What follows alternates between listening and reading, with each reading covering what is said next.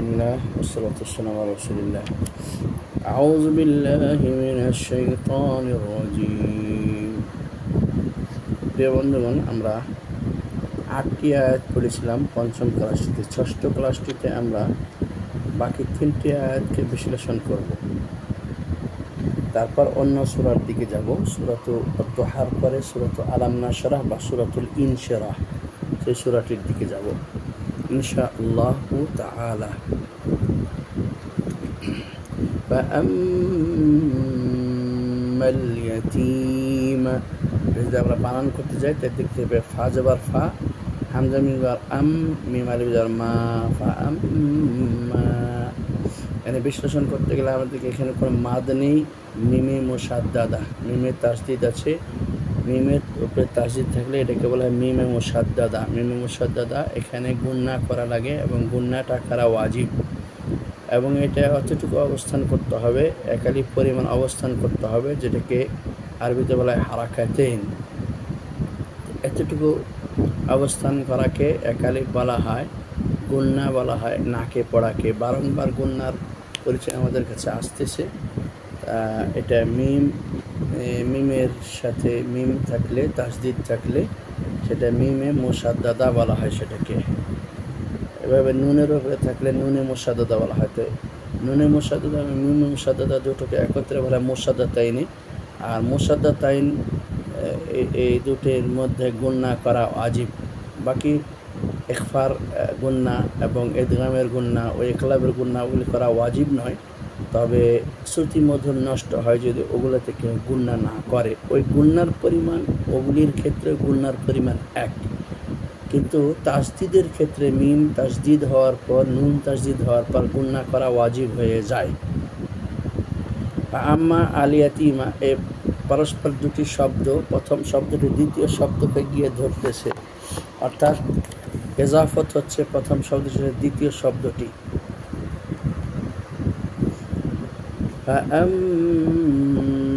তাহলে আমরা যদি বানান করতে যাই তাহলে দেখা যাচ্ছে এইভাবে ফা জবর ফা, হামজা মিম জবর আম, ফা আম, মিম লাম জবর মাল, ফা আম্মাল, ইয়া জবর ইয়া, তা ইয়া যে তিয়াতি। এ দেখেন এখানে একাধিক পরিমাণ টান হবে মদ তাবাই। ফা আম্মাল ইয়াতীম, মিম জবর মা, ইয়াতীমা। তাহলে এখানে আমাকে গুন্নাও করতে হবে, আবার পরেরটার সাথে মিলিয়েও করতে হবে, গুন্না বাদ দেওয়া যাবে না। ফাআম্মাল ইয়াতীমা, ইয়াতীমা, কারণ এই ইয়া যে ইয়া সাকিন ডানেজের মততাওয়ের একটি লক্ষণ, ইয়া সাকিন ডানেজের। ফাআম্মাল ইয়াতীমা, কেউ যদি বলে ফাআম্মাল ইয়াতীমা তাহলে ভুল হবে। এটা নাড়া আরবি পড়া হলো, কিন্তু তাজবিদের কায়দা ফলো করা হলো না, তাজবিদের ব্যাকরণকে ফলো করা হলো না। তাজবিদ অর্থ হলো তাহসিন, সুন্দর করে পড়া, তাহলে শ্রুতি মধুর হলো না, সুন্দর পড়া হলো না, আহকাম এর সাথে পড়া আদায় হলো না।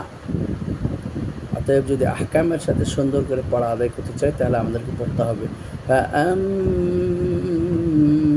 ইয়াতীমা, ফাআম্মাল ইয়াতীমা ফালা তাকহার, তাকহার, কফ কলকলা রক্ষর, এজন্য কলকলা আল উস্তা মধ্যম পন্থায় আসতেছে। কেননা পাশাপাশি দুটো কলকলা থাকলে পারে দ্বিতীয়টা মধ্যম পন্থায় আসে আর প্রথমটা ছোট অবস্থায় আসে, কিন্তু যদি একটাই থাকে তাহলে সেটা মধ্যম অবস্থায় আসে। ফালা তাকহার, তাকো, তাকো, কেন কফ কলকলা হও। আমরা আগেই পড়েছি কুতুব জাদ, কুতুব জাদ, কফ ত বা জিম দাল, কুতুব জাদ এই 5টি হচ্ছে কলকলা হরফ, এত কলকলা আদায় করা লাগে। ফালা তাকহার, তাহলে দেখেন বারবার খেয়াল করে আমি কিন্তু গুন্নাটাকে কীভাবে আদায় করতেছি। ফাআম্মাল ইয়াতীমা, এরপর আবার মধ্যে তবে এটাকে উচ্চারণ করলাম, এই যে ইয়া সাকিন ডানে যে ইয়াতীমা, ফালা তাকহার, এই যে আলিফ খালি ডানে জবর, এখানে আর একটা মধ্যে তবাই, ফালা তাকহার, এখানে ওয়া কলকলা এবং হা, হা জবর হা, হা র জবর হার, হার, তাহলে র সাকিন পূর্বে জবর, এই জন্য রটা মোটাই হবে, ফালা তাকহার।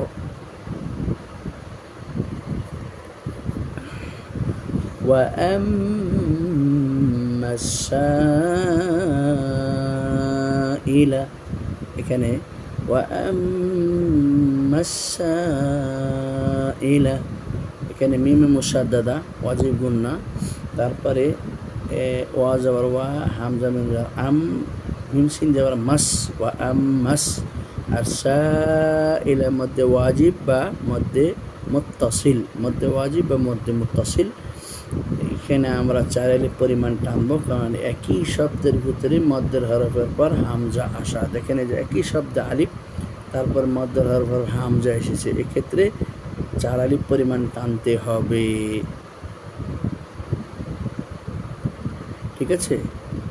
তো হামজার সববের কারণে ওই মধ্যের অক্ষরটাকে টানতে হবে, যার উসিলায়, যার বদলতে হামজার বিধানকে পড়া হয়, সে তো এই মধ্যের হরফে। মধ্যের হরফ না থাকলে হামজার কোনো দাম ছিল না, এই জন্য যার উসিলায় টানা হচ্ছে তাকেই টানতে হবে।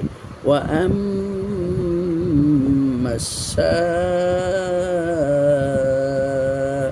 কেন সিনের সাথে আলিফ আছে না, তো মধ্যের হরফ তো আলিফ, এই সিনের সাথে আলিফটাকেই টানতে হবে। যার উসিলায় অন্য চিহ্নগুলিকে আমরা নির্ধারণ করি তাকেই টানা লাগে। ওয়া আম্মাস সাইলা ফালা, মধ্যে তবে আলিফটাকেই টানে যাব। তানহার, তানুন যাবার তান, এখানে ইজহার হচ্ছে। দেখেন নুন সাকিনের পরে হা এসেছে, হারফে হালকি, ইজহারের অক্ষর, হামজা হা হা খ আইন গাইন, ইজহারের অক্ষর। সূত্র মতে নুন সাকিন অথবা তানমিনের পরে যদি হামজা হা হা খ আইন গাইন এই 6টি ইজহারের অক্ষর আসে, সেক্ষেত্রে তখন নুন সাকিন অথবা তানমিনের উচ্চারণকে স্পষ্ট পড়তে হবে, এটাকে বলে ইজহার। ইজহার শব্দের অর্থ হলো প্রকাশ করে দেয়া, অর্থাৎ নুন সাকিন এবং তানমিনের শেষোক্ত শব্দের উচ্চারণকে প্রকাশ করে দেওয়া, কারো কাছে গোপন করা নয়। এক অর্থ গোপন করা, ইদগাম অর্থ প্রবেশ করে দেওয়া, কারো মাঝে প্রবেশ করাও নয় এবং কারো মাঝে গোপন করাও নয়, বরং তাকে স্পষ্ট করে দেওয়া হয়। এই জন্য আমরা বলে থাকি যে अल्लाह की और रसूल की मोहब्बत को इजहार किस तरह के करना, আল্লাহ এবং তার রাসূলের মোহাব্বত আমরা কীভাবে প্রকাশ করব। তো ইজহার শব্দের অর্থ হলো প্রকাশ করা। अल्लाह की मोहब्बत किस तरह के इजहार करना, अल्लाह की मोहब्बत आमाल से इजहार करना, आमाल करके इजहार करना। अमाल बिल जवारिह, आज़ा, हमारे जिस्म के आज़ा के साथ अमल करके अल्लाह की मोहब्बत को इजहार करना है। अमाल के ज़रिए अल्लाह की मोहब्बत इजहार होती है। मोहब्बत जेहेतु शायद मुआन्नास से था, प्रकाश हुए था के मोहब्बत। ফালা তানহার, এই জন্য নুন সাকিন এখানে এজহার হয়ে গেছে, কারণ নুন সাকিনের পরে হা এসেছে মধ্যের হরফ। ফালা তানহার। ওয়া আম্মা, এই যে শেষোক্ত এটা রটা পোর হচ্ছে, কেননা র যদি জজম থাকে, র সাকিন থাকে, তার পূর্বেরটাতেও যদি জবর থাকে তাও র পোর হয়। রতে জবর থাকলে র পোর হয়, রতে পেশ থাকলে র পোর হয়, রতে জের থাকলে র বারিক হয়। কিন্তু পোরওয়ালা রর পূর্বে যদি ইয়া থাকে তাহলে সে পোরওয়ালা রটা বারিক হয়, আর বারিকওয়ালা ইয়ার পূর্বে যদি ওয়াও থাকে তাহলে সেই বারিক রটা পোর হয়, কেননা ওয়াও হলো পোর আর ইয়া হলো বারিক। ঠিক আছে? এই জন্য তো এখানে রটা পোর হয়েছে, মোটা হয়েছে। ফালা তানহার, নুন সাকিন ইজহার হয়েছে এবং হার সাথে রটা পোর হয়েছে। ফালা তানহার, তানহার কওয়া যাবে না, গলত হবে, ভুল হবে। তানহার স্পষ্ট করতে হবে, তাহলে পড়া শুদ্ধ হবে।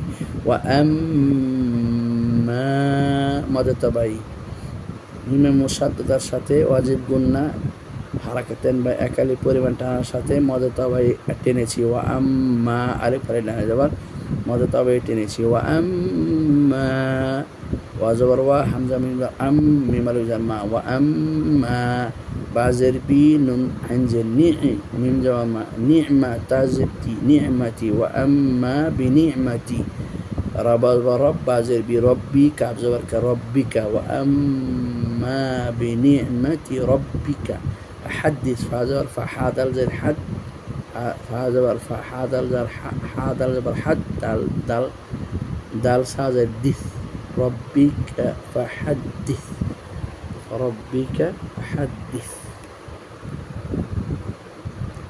প্রিয় বন্ধুগণ এর মাধ্যমে আমরা আমাদের ষষ্ঠ পাঠটি শেষ করলাম এবং আমরা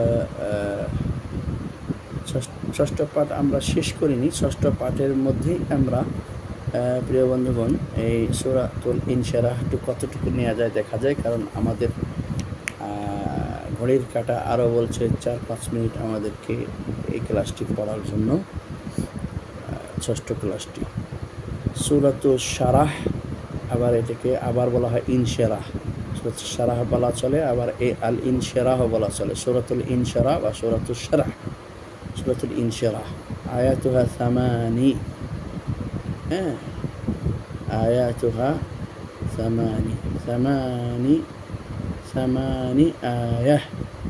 8 আয়াত এভাবে পড়া লাগে ব্যাকরণ শুদ্ধ মোতাবেক 8 আয়াত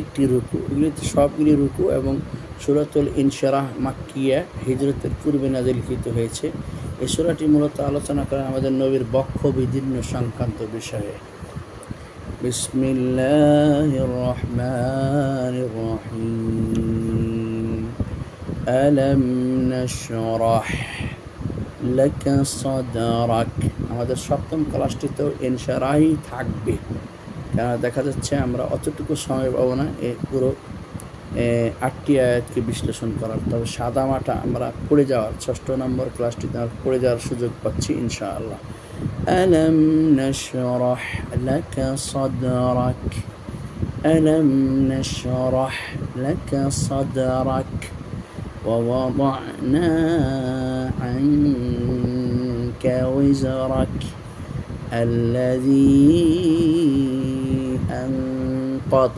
ظهرك ورفعنا لك ذكرك فإن مع العسر يسرا إن مع العسر يسرا فإذا فرغت فانصب وإلى ربك فارغب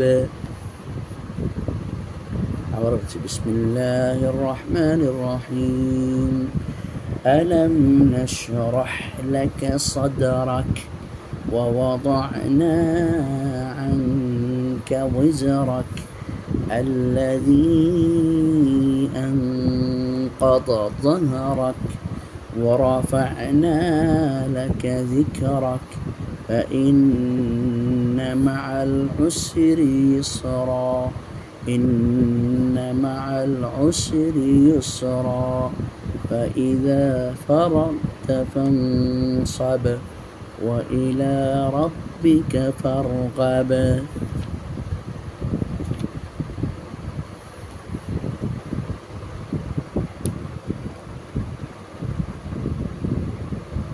ألم نشرح همزة لم جبل لم ألم نون شين جبل نش روح جبل روح ألم نشرح لم جبل لك بزبك لك صدر جبل صدر را جبل راكب جبل صدرك أكفو كريشي جن صدرك أكي صدرك كريشي ووضعنا ووزر ووزر ووضع ضاد جبل ووضع ضاد عن جبل ضع ووضع من ألف جبلنا ووضعنا عن جبل أنكب جبلك عنك واو زا زر وز راز وراكب زبرك بزرك أكفو كريشي بزرك الذي حمزة لم الله زالي زيزي الذي أنقض ظهرك